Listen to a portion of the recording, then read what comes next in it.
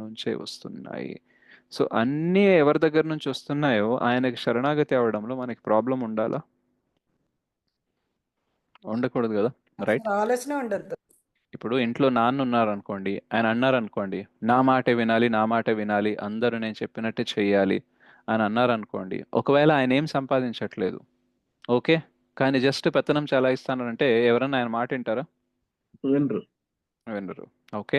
కానీ మనకి తెలివి నాన్న నుంచే వస్తుంది. మనకి భోజనం నాన్న నుంచి వస్తుంది. మనకేదైనా ప్రాబ్లమ్ వస్తే సొల్యూషన్ నాన్న నుంచి వస్తుంది.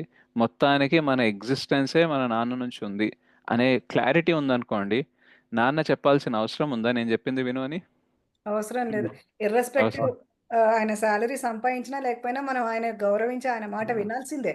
Yeah! Because everything he is maintaining. అంతే. Isn't it? నీకేం కావాలన్నా సరే నేను ఇస్తున్నాను కాబట్టి, నువ్వు నాకు శరణాగతుడు కాకుండా నీ ఇష్టం వచ్చినట్టు చేస్తా అంటే, ఐ కెనాట్ హెల్ప్ యూ.